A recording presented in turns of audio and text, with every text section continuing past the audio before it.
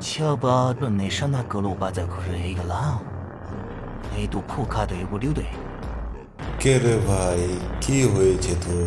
আমাকে বল দেখি। তুই নেশা না করো গাঁজাখোর কিভাবে হয়ে গেলি?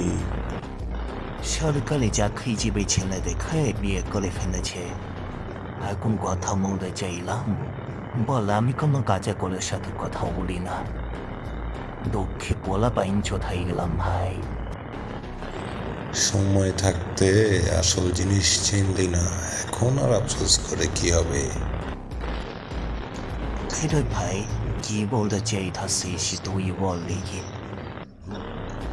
তুই তোর গার্লফ্রেন্ডকে এত ভালোবাসতি, তার কথা উঠতি আর বসতি।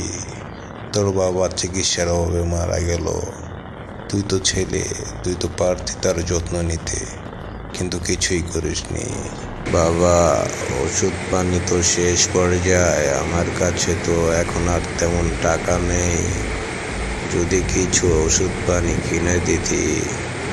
আমার শরীরটা খুব খারাপ, যত্নের অভাবে তোর বাবাটা মারা গেল। এখন বোঝ কেমন লাগে, বাবাও নেই, আর কে তোকে সামলে রাখবে? তোর গার্লফ্রেন্ড, যা দেখ গিয়ে, আমি যাচ্ছি, তুই থাক। শুনলাম তোমার নাকি বিয়ে ঠিক হয়ে গেছে সত্যি নাকি না না, আমি যদি বিয়ে করে তোমাকেই করবো, আর কাউকে না। তুমি এত ভয় পাচ্ছি কেন সোনা?